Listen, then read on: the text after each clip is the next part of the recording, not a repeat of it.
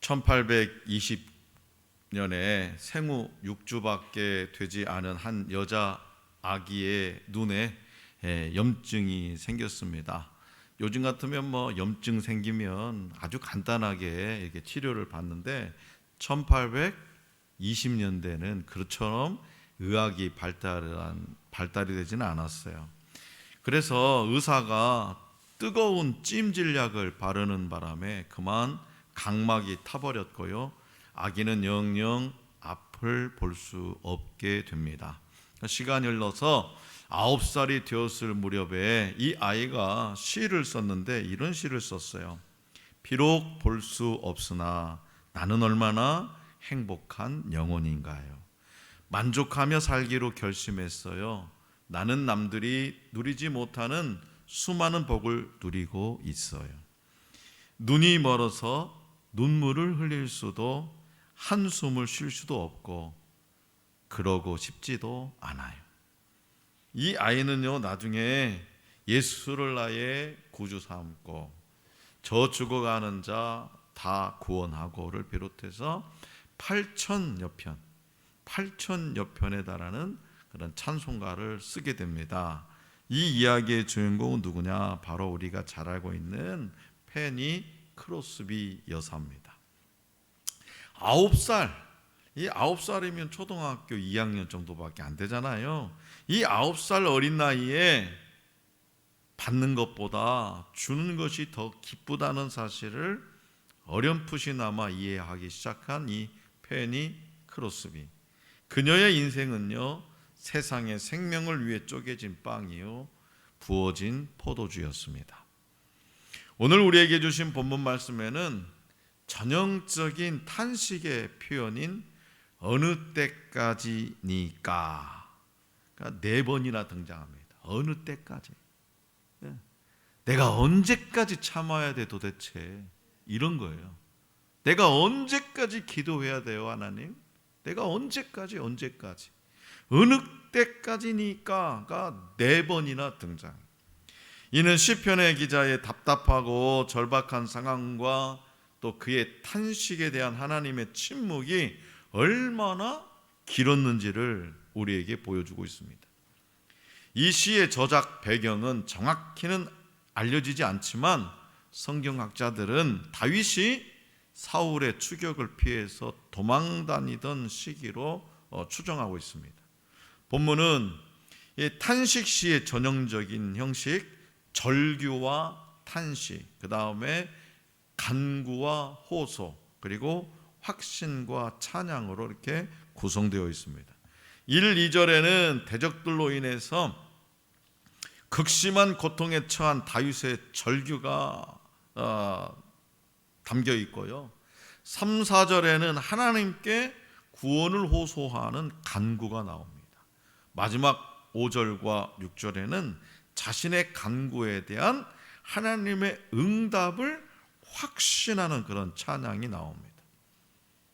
오늘 저와 여러분들도 열심히 신앙생활하고 주님의 뜻대로 살려고 애쓰며 살아가는 중에 육체의 고통을 당할 수도 있습니다.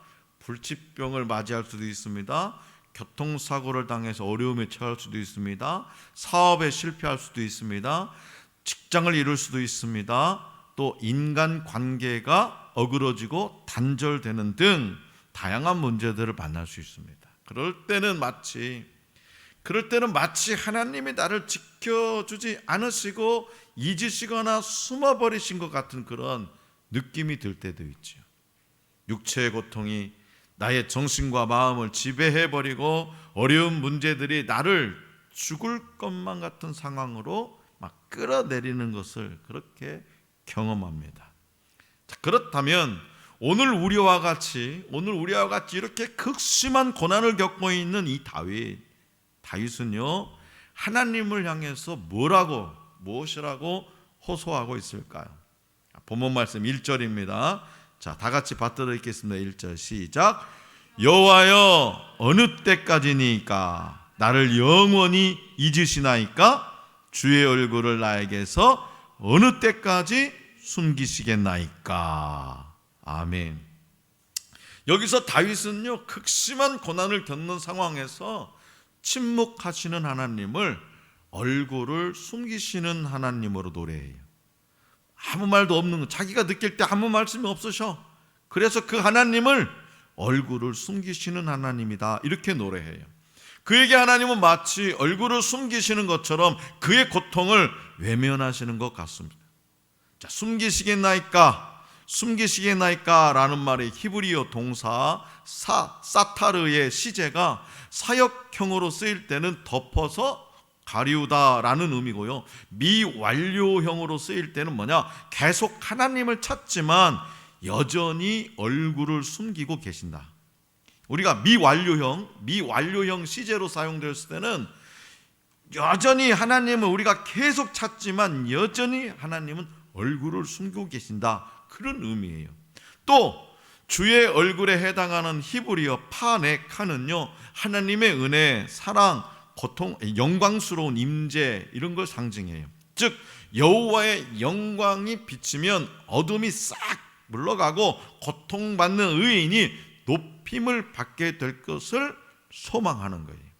그러나 지금 어떻다고요?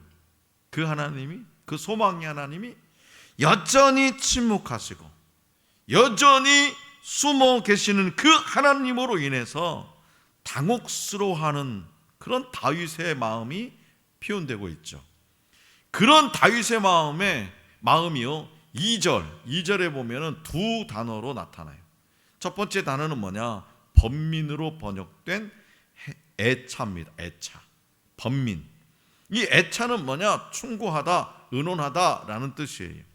이것은 다윗이 하나님의 다윗의 마음을 마음 나눌 사람 하나 없이 지금 홀로 고통을 끌어안으며 외로운 상태에 있음을 의미하고요.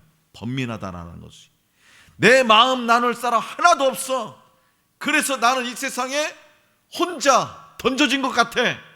그렇게 외로운 상태에 있음을 의미하는 거예요. 두 번째 단어는 나를 치며요. 나를 치며. 무슨 뜻이냐? 나를 대항해서 또는 내 위에서라는 뜻이에요. 그래서 이런 표현은 다윗을 괴롭히던 원수가 자신 위에 군림하고 있는 매우 극심한 고통 가운데 있음을 보여주는 거죠. 오늘 저와 여러분들도요, 이렇게 극심한 고난을 겪고 있거나 또 간절히 기도를 해도 하나님의 응답이 늦어질 때 어떤 마음이 드십니까, 여러분들은? 우리는 종종 다윗처럼 하나님이 우리의 고통에 침묵하시는 것 같은 경험을 합니다.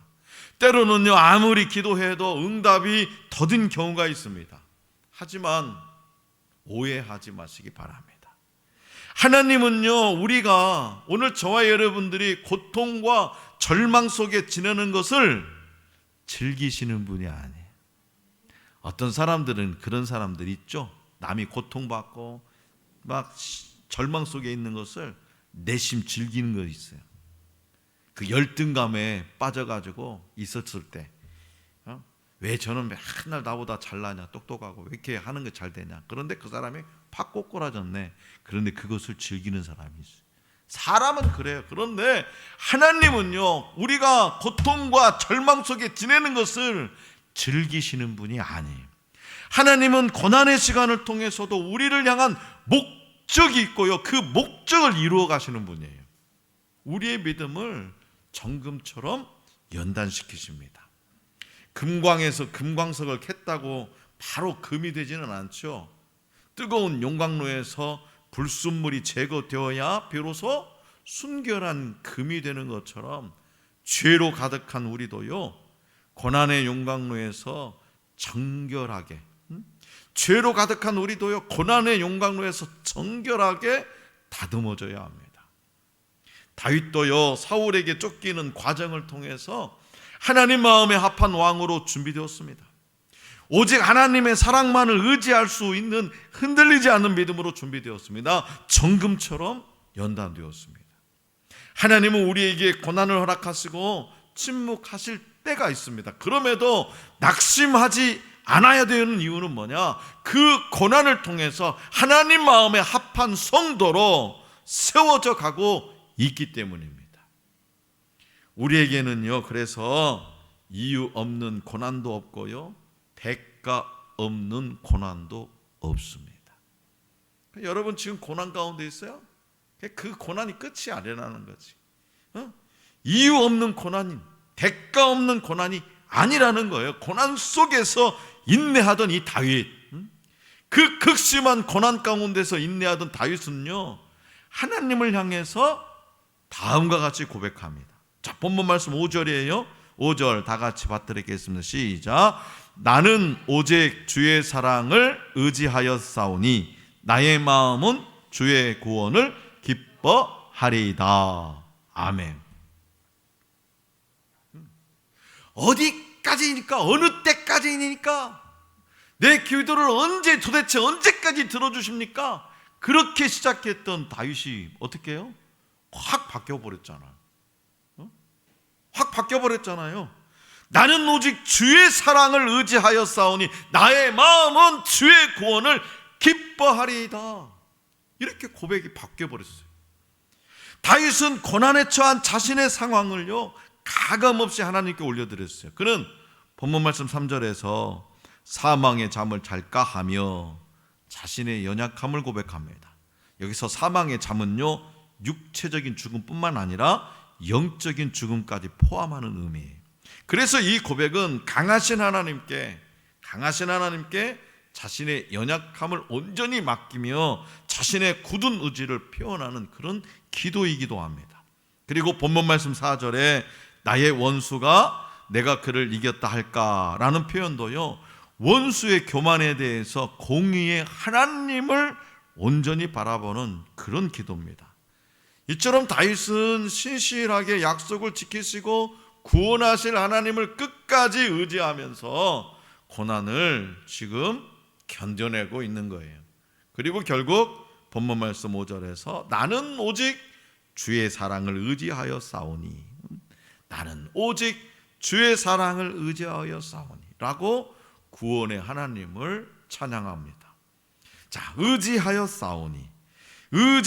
싸우니에서 이 완료 시제로 사용된 히브리어 동사 의지하였다라는 말은요, 의지하였다라는 말은 뭐냐? 지난날의 수많은 고난 속에서 하나님의 구원을 나는 실제로 경험했다, 그런 표현이에요. 다윗이요, 어린 나이에 양을 치면서, 목동으로 양을 치면서 편한 날이 있었겠습니까? 때로는 들짐승이 달려들어서 지금 양은 뿐만이 아니라 자기 목숨도 위태롭게 했던 그런 순간도 있었겠지요. 그 어릴 때부터 수많은 고난 속에서 그때마다 하나님께서 나를 구원하셨다는 그 경험이 뭐냐? 의지하였다라는 거예요. 의지하였다. 완료 시제예요. 완료 시제, 끝내버렸다라는 거예요. 다시 말해서 다윗은 과거의 경험을 바탕으로 현재의 고난 가운데에 하나님의 구원을 소망하며 기뻐하는 거예요. 그때 하나님이 나를 구원해 주셨는데 지금도 당연히 나를 구원해 주시겠냐? 아니, 앞으로도 나를 구원해 주실 거야. 이게 누구예요? 다윗의 마음이에요. 다윗. 또한 나의 마음은 주의 구원을 기뻐하리이다 해서 이 기뻐하다는요, 원어에서 미완료 시제로 사용되는데요, 이는 다윗의 기쁨이 미래에도 계속되리라는 그런 선포예요. 선포. 다윗의 기쁨이 미래에도 계속, 이것은 미완료 시제로 딱 사용하는 거예요. 자, 그렇다면 다윗이 어떻게 하였기에 미래에 임할 하나님의 구원을 현재로 가져오는 그런 신앙을 얻게 되었을까? 먼저 다윗은 고난 속에서 있는 모습 그대로, 자신이 지금 고난 당하고 있을 때 그 있는 모습 그대로 자신의 연약함을 아뢰면서 약할 때 강함 되게 하시는 하나님께 나아갑니다. 그러니까 위대하고 강하신 하나님께 시선을 두는 거예요. 위대하고 강한, 나는 연약해. 나는 나는 아무것도 할 수가 없어. 지금 내가 할 방법이 없어. 그러니까 어떻게? 위대하고 강하신 하나님만 바라보는 거예요. 위대하고 강하신 하나님.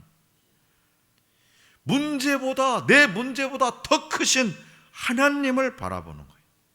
사도 바울도요, 육체의 가시를 두고 하나님께 기도했을 때에 내 은혜가 내게 족하도다. 이는 내 능력이 약한 데서 온전하여 짐이니라 라는 말씀을 들었어요.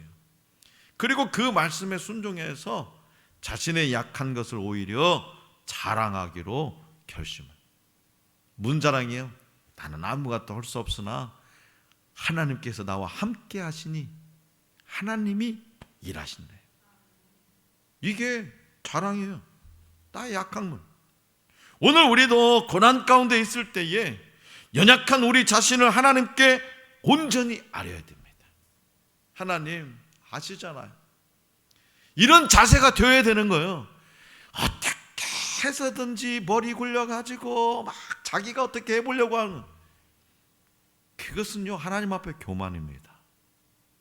교만이에요. 그냥 내 연약함 그대로 가지고 하나님 앞에 나아가는 거예요. 있는 모습 그대로 하나님 앞에 나아갈 때에 우리에게 임하시는 그리스도의 능력을 우리는 경험할 수 있는 거예요. 다윗이 경험한 그 하나님의 능력을 오늘 우리도 경험할 수 있게 되는 거예요. 둘째로 다윗은요 고난 속에서 구원의 하나님을 기뻐하고 찬양합니다. 내가 지금 막 머리가 복잡하고 그냥 미쳐버리겠는데 막 찬송을 해 기쁘게? 이게 말같이 될 것 같지요? 쉽지 않습니다. 정말 절박하면. 말은 쉽지. 성경에는 찬송하라 했으니까 우리가 그래도 신앙생활을 내가 몇 년 했냐 지금까지. 그러니까 내가 고난을 당하면, 내가 극심한 고난을 당하면 내가 기필코 나는 기쁘게 찬송하리라. 그렇게 하지만 실제로 당해보세요. 쉽지는 않아요. 그럼에도 불구하고 우리는 어떻게 해야 된다? 구원의 하나님을 기뻐하고 찬양해야 돼요. 하나님은 고난 중에도 낙심하지 않고 오히려 하나님께 올려드리는 찬양을요 더욱 기뻐하신다는 거죠. 그러니까 여러분들이 고난을 딱 당하면 저는 항상 그래요. 제가 어떤 고난이 닥치면 하나님이 내 믿음을 지금 달아보시려고 그러네. 내 믿음을 지금 달아보시려고. 그럼 어떤 생각이 들어요? 어떤 생각? 믿음은 하나님이 내가 지금 내 믿음을 저울질하고 계시는 거예요. 그럼 어떻게 되는 거예요? 내가 믿음으로 승리하면 하나님 기뻐하시고 하나님이 책임져주는 인생을 살아가는 거예요. 자, 그래서 베드로전서 4장 13절에서 이렇게 말씀하세요. 오히려 너희가 그리스도의 고난에 참여하는 것으로 즐거워하라. 이는 그의 영광을 나타내실 때에 너희로 즐거워하고 기뻐하게 하려 함이라. 고난에 참여함으로 끝까지 인내하고 하나님 앞에 구원의 찬송을 올려드리면 결국은 뭐라고요? 그 고난의 끝은 즐거움과 기쁨이 기다리고 있다는 거예요. 자, 성도 여러분, 오늘 우리에게 주신 본문 말씀은요, 우리가 상상조차 할 수 없었던 일을 겪고 있는 이 코로나 사태 속에서 너무나도 적절하게 느껴지는 말씀입니다. 작년 2월 달에만 해도 팬데믹이 터질 때만 해도 우리는 뭔가 했어요. 그런데 이게 2달, 석 달, 지금 1년이 지나고 나니까 어떻게 해요? 하나님, 언제까지 지금 이렇게, 언제까지 우리가 마음 놓고 예배를 못 드립니까? 언제까지 지금 우리가 이렇게 살아야 됩니까? 언제까지 마스크를 쓰고 살아야 됩니까? 너무나도 적절하게 느껴지는 말씀이잖아요. 언제까지? 하나님은 도대체 어디 계십니까? 그런데요, 다윗의 시선은요, 원수가 아니라, 사울이 아니라 하나님께 향해 있어요. 하나님께. 어떻게 하면 내가 이 사울 왕, 내가 존경했던 사울 왕이지만 내가 어떻게 하면 죽여버릴까? 이거 한 주먹도 안 되는데, 그렇게 머리 굴리지 않고, 그렇게 생각하지 않고, 그렇게 판단하지 아니하고 하나님께 향해 있었다는 거죠. 그에게 중요한 것은 하나님께서 원수를 꺾어주시고 원수를 아예 싹쓸이 시켜주는 것도 아니었어요. 오히려 그에게 더 중요한 것은 하나님께서 그의 하나님이 되시고 하나님께서 그의 기도를 들으시고 하나님께서 그를 여전히 사랑하시는 바로 그것이었다는 거예요. 그 힘들고 어려운 순간에도 원수가 아니라 하나님을 묵상하고 그분께 가까이 가려고 하였고 그분 한 분으로 만족했습니다. 그래서 우리가 늘 묵상하고 집중해야 할 것은 뭐냐? 언제나 하나님인 거예요. 우리가 묵상할 것은 언제나 하나님. 어떤 일이 닥쳐도 언제나 하나님. 언제나 하나님. 나를 괴롭게 하는 그것에 집중하기 시작하면 하나님의 위대하심이 사라집니다. 하나님의 일하심이 보이지 않습니다. 그 문제에 내가 함몰되어서 문제가 나를 이끌어가게 됩니다. 그러니까 밤잠을 설친다, 나 잠을 못 자. 그런 사람은 왜 그래요? 문제에 함몰되어 있기 때문에 그래요. 왜 잠을 못 자요? 저는요 잠 진짜 잘 자요. 너무나 잘 자요. 그 어떤 문제가 아니라 하나님이에요. 하나님. 나의 시선을 가장 크신 하나님께 고정시키면 그 앞에 문제는요 작아 보여요. 반대로 나의 시선을 문제나 원수에게 고정시키면 그것들을 바라보느라 하나님의 위대하심을 보지 못하게 됩니다. 그렇다면 여러분의 시선을 어디에 두십니까? 여러분의 시선을 어디에다 두시겠습니까? 여러분의 관점을 어디에다 두시겠습니까? 상처와 아픔, 억울함과 분노입니까? 아니면 위대하신 하나님입니까? 아직도 세상을 의지하십니까? 주님의 사랑을 의지하십니까? 기독교를 비방하는 우스갯소리가 있어요. 우리 기독교를 비방하는 우스갯소리.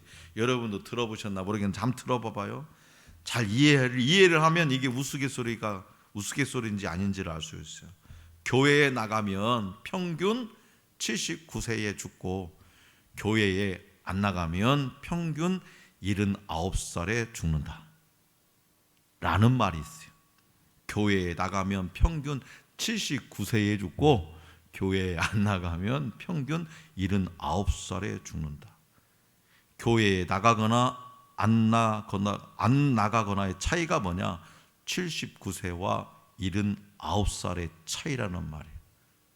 무슨 뜻인지 이해가 가세요? 오늘 저와 여러분들이 어려움을 겪을 때마다 믿지 않는 친구들이 비아냥거리면서 하나님을 믿는 게 무슨 소용이냐? 결국 너나 나나 똑같이 죽지 않냐? 죽어서 땅에 묻히지 않냐? 이런 이야기를 종종 들어야 했습니다. 도대체 하나님의 사랑이 어디 있느냐? 하나님의 긍휼이 어디 있느냐? 하나님을 믿는다면 조금이라도 도움이 되어야 하지 않겠느냐? 그런 이야기입니다. 그래서 고난당한 사람들은 이렇게 절규하고 싶을지도 몰랐죠. 사랑이 어디 있습니까? 하나님이 언제 우리를 사랑하셨다는 말입니까? 말라기에 나오잖아. 말라기. 하나님이 도대체 언제 우리를 사랑하셨습니까? 말라기서에 나오잖아요. 사랑하는 성도 여러분, 사랑이 없는 것이 아니라 우리가 보지 못할 뿐입니다. 주님은 여전히 우리를 사랑하시지만 우리가 그 사랑을 알지 못했을 뿐입니다. 우리의 눈이 열리면 하나님의 사랑이 보여요. 척박하고 힘들고 고통스러운 현실 가운데서도 하나님의 사랑이 보이게 되어 있습니다. 사랑이 없는 것이 아니라 사랑을 알지 못했을 뿐이기 때문이죠. 하나님의 사랑은요, 우리의 건강 여부에 달려있지 않습니다. 우리의 사업 번창 여부에 달려있지 않습니다. 우리가 건강하면 하나님의 사랑이 차고 넘치는 거고, 우리의 사업이 번창하면 하나님의 사랑이 차고 넘치는 것이고, 우리가 병들고 지치면 사랑이 없는 것이고, 우리가 망하면 하나님이 나를 떠난 것이 아니라는 거예요. 하나님의 사랑은 오직 영생과 관련된 것으로 예수 그리스도의 십자가에서 분명히 드러났습니다. 우리를 향한 하나님의 사랑은 주님의 십자가 곧 그분의 순환에서 온전히 드러났습니다. 예수 그리스도가 하나님 사랑의 증거예요. 그래서 로마서 5장 8절에 이렇게 증언하고 있잖아요. 우리가 아직 죄인 되었을 때에 그리스도께서 우리를 위하여 죽으심으로 하나님께서 우리에 대한 자기의 사랑을 확증하셨느니라. 다윗은요, 광야에서 이런 하나님의 사랑을 보았어요. 다윗은 어두운 인생의 터널 속에서 하나님의 사랑을 느꼈습니다. 다윗은 척박한 현실 속에서 하나님의 사랑을 만졌어요. 그래서 그는 일평생 하나님의 사랑을 의지하겠다라고 고백했던 거예요. 노래하고 있는 거예요. 그냥 사랑이 아니에요. 어떤 사랑이냐? 언약적 사랑, 즉 헤세드입니다. 헤세드가 뭐냐? 언약하신 바를 신실하게 지키시는 하나님의 사랑이에요. 약속한 것은 반드시 지켜주시는 그 하나님의 사랑을 의지하겠다는 결단, 이게 다윗의 결단입니다. 그러한 결단이 본문 말씀 6절에 6절 다 같이 시작. 내가 여호와를 찬송하리니 이는 주에서 내게 은덕을 베푸심이로다. 아멘. 네. 이는 주께서 나에게 은덕을 베푸십니다. 그러므로 하나님은 우리의 믿음을 연단하기 위해서 종종 고통에 침묵하시지만 결국 환난에서 건지시고 정금처럼 나오게 하신다는 사실을 기억하시기 바랍니다. 고난과 절망의 순간에도 끝까지 하나님의 사랑을 신뢰하고 그분만을 의지함으로 결국에는 다윗처럼 하나님께 기쁨의 찬송과 찬양을 올려드리는 우리 모두가 될 수 있기를 간절히 기원합니다.